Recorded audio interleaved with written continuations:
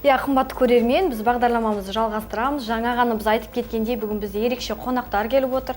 Ол Айтуар Ардақ, яғни түрлі ермексаздан түрлі әшекейлер жасайды, және оның папасы келіп отыр, әкесі, яғни Арман Ардақұлы. Қош келдіңіздер. Таң қалай атты? Бүгін дүйсенбі дегендей. Дүйсенбі ең қиын уақыт дейді ғой, қиын емес. Күн салқын болғаннан кейін кішкене қиыншылық, суық болмаса жақсы. Көңіліміз жақсы. Жалпы енді осы керемет туындылардың авторы бұл Айтуар, сен өзіңіз айтып өтші, бұл қаншаға жуық осы туындың бар?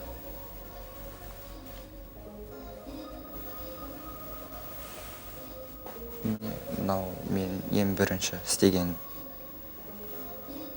Көлік. көлік, иә. Бұның барлығы негізі көліктер, бір көліктер екі мультфильмінің кейіпкерлері.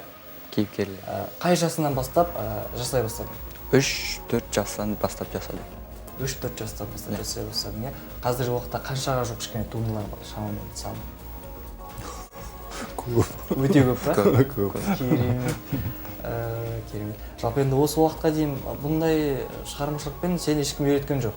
Жоқ. Өзің үйрендің? Өзім үйрендім. Әкесі, сіз енді бұл баланың осындай қабілетін қашаннан бастап байқадыңыз? Сол бала кезінен бірінші бастағаннан кейін сосын қарадық. Мына өзі ермексаздың неше түрлісі бар. Мына неге қарайды тұрған ермексаз білген жоқпыз ғой, неше түрлісі болады. Бірінші енді келген бетте істеуге бастады. Сосын қазір жақат қой, интернет арқылы не бәрін білуге болады. Сосын біліп осылай тауып алдық. Қазір мына ермексаздың неше түрлісін тауып, сосын мынау істеген нәрселері істеп, сосын оны жылтырап тұрғандай лакпен. Сонда несі кішкене бояудары как естественный болып тұрады. Сосын ермексаздардың бәрі қазір бір түрді алып отырады. Сол бір түрмен істеп жасап отырады. Иә, алғашқы рет балаңыздың қабілетін білдіңіз, 3-4 жасында байқала бастады, иә? Иә. Одан кейін неше жасында сіздер үйірмеге бердіңіздер, соған тоқталып өтсеңіз. Алғашқы барған үйірме саны? 8 жас, где-то осы. 8 жасында. 7-8 жасында үйдің жанымызда конкурс болған. Сол конкурсқа қатысып, сертификат қатысуға деген кружок. Сонда барып, Александра Зайцева деген кісіге түсіп, сол мынандай заттарды істеуге бастады. Қосып, пластилин да, мынау да.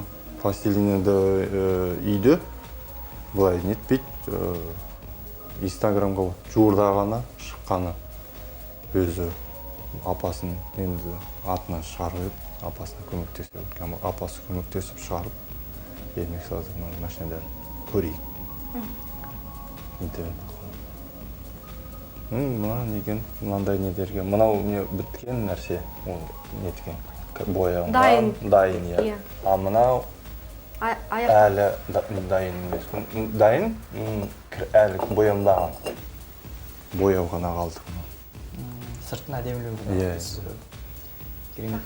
Жалпы енді Айтуар өзің жайлы айтып өтші, қайда оқисың? Болашақта енді қолөнерші болу ойыңда бар ма деген сияқты? Бар ойымда қолөнерші болу. Мен номер 37 мектепте оқимын. 6-шы сыныпта. 6-шы А сыныпта оқимын. Керемет. Жалпы енді осы өнер табыстарымен бір белгілі бір байқауларға қатыстың ба? Бір байқауларға, конкурстарға, сайыстарға. Әлі берген жоқсың? Жоқ. Берген жоқсың. Беру ойыңда бар? Бар.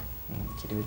Жалпы енді осы туындыларының көбісі тек қана көліктер, екі көліктер бір мультфильміне ғана арналған ба, жоқ әлде басқа да бір кейіпкерлер бар ма? Басқа да бар. Қандай айтып өтші? Мысалы, Покемон деген мультфильмнен кейіпкерлері бар, бірақ мен оларды әкелмедім. Жалпы сен енді бұндай ойыншықтар жасамас бұрын неден шабыт аласың? Шабыт керек қой бұндай бір туындылар жасау үшін, солай емес пе? Шабыт алу көзі не сенде? Әкесі, сіз кішкене көмектесіп жіберіңіз енді. мультфильмде болады ғой, сол нелері сюжеттерді тоқтатып қойып, бір машинаны ұнаған машинаны соны қояды, оны сосын көріп алады жақсылап тұрып, сосын қазір интернет ақылы нені картинкаларын көрсетіп қойып қой жеке-жеке, сол картинкалар шығарып, сосын қандай нелері бояуы бар, молдинг дейді қой машиналарда, молдингтары, багажниктарын бәрін қарап, соларын сосын сурет ретінде көрсетіп қойып. Кейде бір көмектесіп кетесіз ба? Жоқ, Мүлдем көмектеспейді. өзі ғана. ғана. Жалпы және айтып жатырмыз өзі таңғы жаттығулар кезінде сұхбаттасып үлгердік. Сіз өзіңіз де кезінде бірдеңелер жасапсыз, соны айтып өтіңізші. Ол енді бірте кезімде, бала кезімде мотоцикл, жылқы істейтін. Онда интернет жоқ, былай көз фантазия дейді, фантазия ретінде істейтін. Ол қалды неде тарихта қалғанда, есте қалғандай қалдыру қалған жоқ. Ол кезде мән берген жоқпыз, басқа ой, басқа не. Бірақ бұл өнер жетіледі, балаңызға дарыған сияқты. Иә, енді жетіп жатыр енді. Айтуар, жалпы мектепте оқушылар қалай қарайды? Өзіңде оқитын сыныптастарың мақтанамын жалпы. Енді білеміз ғой, Инстаграм желісінде, қазір жаңа ғана біз айтып кеттік, Инстаграм желісінде бәрімізде көріп жүрміз жасап жатқан бұйымдарыңызды, осы көліктерді қалай қарайды сыныптастарың? Не дейді? Жақсы қарайды, олар мені жамандамайды, олар мені маған көмектеседі. Жалпы отбасыларыңызда нешеусіздер? Үшеуміз. Үшеусіздер, Иә. иә? Яғни сенен кейін Кенже. Мен кенжемін. Сіз кенжесің өзің, Иә. иә? Аға әпкелерің бар ғой, сонда? Бар.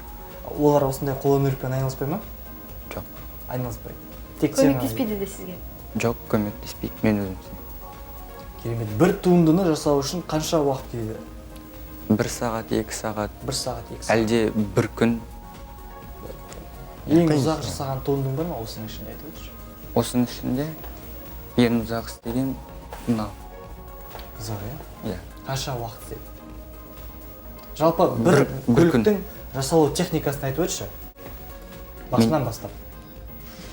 Мен бірінші оның кузовын жасаймын, содан кейін көздерін, әйнектерін, шамдарын, артқы шамдарын. Біздің көрермендерімізге көрсетсең. Айта бер. Артқы шамдарын, содан кейін оның үстіндегі бояуын істеймін. Содан кейін оған дөңгелек қоямын, дөңгелектен қоямын. Дөңгелектерде пластилин, ермексіз жасаған, Иә. яғни? Керемет. Жалпы бұндай жұмыстар жасау үшін кішкене табандылық, кішкене төзімділік қажет қой. Иә. Бір кейде бір осыны қойшы демейші деген кездер болды ма? Жоқ. Болған жоқ. Сүйсің.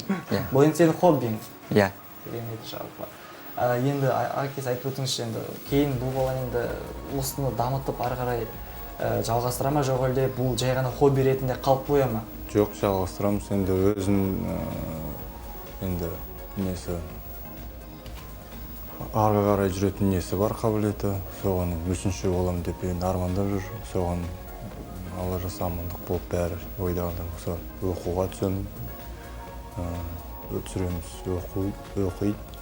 Ол барлық кісілерден енді сұрап, қазір енді осындай немен заттармен айналысқаннан кейін сұрап, кездесіп сұраймыз, қалай немен істеу керек. Біз енді білмейміз ғой бірінші рет енді қатысқаннан кейін қандай неген оқуға бару керек. Ол үшін художественный школаға бару керек, сертификат алу керек. Ол художественный школадан кейін сосын тағы осындай. Соның бәрін Алла жазса.